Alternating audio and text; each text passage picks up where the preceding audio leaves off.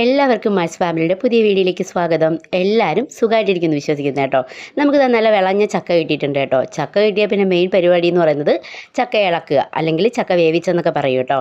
അപ്പോൾ നമ്മൾ ആദ്യം തന്നെ നമുക്കിതൊക്കെ ഒന്ന് നല്ല രീതിക്കൊന്ന് ക്ലീൻ ചെയ്ത് കട്ട് ചെയ്തെടുത്തിട്ട് വരാവേ.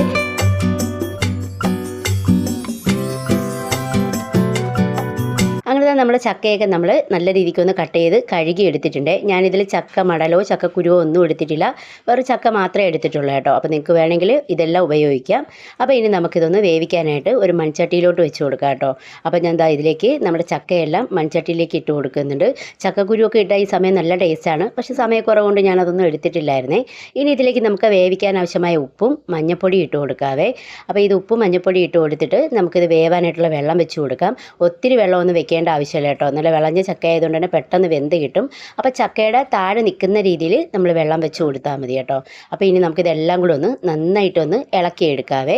ഇനി നമുക്കിതൊന്ന് വേവിക്കാനായിട്ട് വെക്കാം കേട്ടോ. അപ്പോൾ പല രീതിയിലും പല നാട്ടിലും ചക്കയൊക്കെ ഇളക്കിയത് പല രീതിക്ക് വെക്കും കേട്ടോ. ചിലടത്ത് അത് ചക്ക പുഴുക്കെന്ന് പറയും, ചക്ക വേവിച്ചത്, ചക്ക അവിയലെന്നൊക്കെ പറയും. അപ്പോൾ ഞങ്ങൾ കൂടുതലും ചക്ക ഇളക്കിയതെന്നാണ് പറയുന്നത്. നമ്മളെ മരിച്ചീനി ഇളക്കും പോലെ ഇളക്കുന്ന ഒരു സംഭവമാണ് കേട്ടോ. അപ്പം നമുക്കിനി ഇതിലേക്ക് നമ്മൾ ചക്ക വേവുന്ന സമയം കൊണ്ട് അരപ്പ് തയ്യാറാക്കാം. അരപ്പിന് വേണ്ടിയിട്ട് ഞാനിവിടെ തേങ്ങയും മഞ്ഞൾപ്പൊടിയും മുളക് പൊടിയും വെളുത്തുള്ളിയും ജീരകവും കറിവേപ്പിലയും പിന്നെ കുറച്ച് കുരുമുളക് അധികം എടുത്തിട്ടുണ്ട്. ചക്കയൊക്കെ ആകുമ്പോൾ ചിലർക്ക് വയറുവേദനയൊക്കെ വരാൻ ചാൻസ് ഉള്ളതുകൊണ്ട് കുരുമുളകൊക്കെ ഉണ്ടെങ്കിൽ കുറച്ചുകൂടെ നല്ലതായിരിക്കും. നമ്മുടെ അരപ്പൊക്കെ റെഡി ആയിട്ടുണ്ട്. ഈ സമയം കൊണ്ട് നമ്മുടെ ചക്ക നന്നായിട്ടൊന്ന് വെന്ത് വന്നിട്ടുണ്ട്. അപ്പോൾ നമ്മുടെ വെള്ളമെല്ലാം വറ്റി നമുക്കൊന്ന് ചക്ക വെന്തോന്നൊന്ന് നോക്കാം. അപ്പോൾ ചക്കയൊക്കെ നന്നായിട്ട് വെന്ത് കിട്ടിയിട്ടുണ്ട് കേട്ടോ. അപ്പോൾ ഇനി നമുക്കിതിലേക്ക് അരപ്പിടുന്നതിന് മുന്നേ കുറച്ച് ഉപ്പൂടെ ഇട്ട് കൊടുക്കുകയാണേ. എന്നിട്ട് നമ്മുടെ അരപ്പൂടെ തട്ടി കൊടുക്കാം. എന്നിട്ട് ഇത് നമുക്കെല്ലാം കൂടെ ഒന്ന് ജസ്റ്റ് ഒന്ന് ഇളക്കി കൊടുക്കാം കേട്ടോ.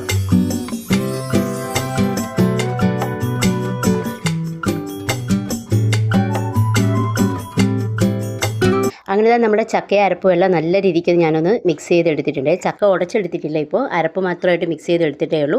ഇനി നമുക്കിതൊന്ന് ചൂടാവാനായിട്ട് അടച്ചു വയ്ക്കാം കേട്ടോ. അപ്പോൾ ഒരു 5-10 മിനിറ്റ് കഴിയുമ്പോഴത്തേക്കും അരപ്പെല്ലാം നല്ല രീതിക്കൊന്ന് ചൂടായി അതിലെ വെള്ളമെല്ലാം ഒന്ന് വറ്റി കിട്ടിയിട്ടുണ്ട്. ഇനി നമുക്ക് ചക്ക ഒന്ന് നല്ല രീതിക്കൊന്ന് കുഴച്ചെടുക്കാവേ. അപ്പോൾ ഞാൻ ചക്ക മാക്സിമം നല്ല രീതിക്കൊന്ന് ഉടച്ചെടുക്കാറുണ്ട്.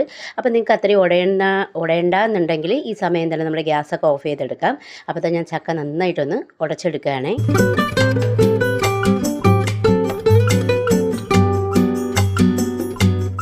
അങ്ങനെ ഫൈനലി നമ്മുടെ ചക്കയെല്ലാം നല്ല രീതിക്ക് ഞാനിത് അവിടെ കുഴച്ചെടുത്തിട്ടുണ്ട്. ഇനി ഒരു സ്പൂൺ വെളിച്ചെണ്ണ ഇതിലോട്ടുകൂടെ ഒഴിച്ചു കൊടുത്തിട്ട് ഒന്നുകൂടെ ഒന്ന് മിക്സ് ചെയ്തെടുക്കാം കേട്ടോ. ലാസ്റ്റ് ആ വെളിച്ചെണ്ണ ഒഴിക്കുമ്പോൾ നല്ല സ്മെല്ലും കിട്ടും, ഒന്നുകൂടെ ടേസ്റ്റ് കൂടുതലായിരിക്കും. അങ്ങനെ നമ്മുടെ ചക്ക ഇളക്കിയത് പെട്ടെന്ന് തന്നെ റെഡി ആയിട്ടുണ്ട്.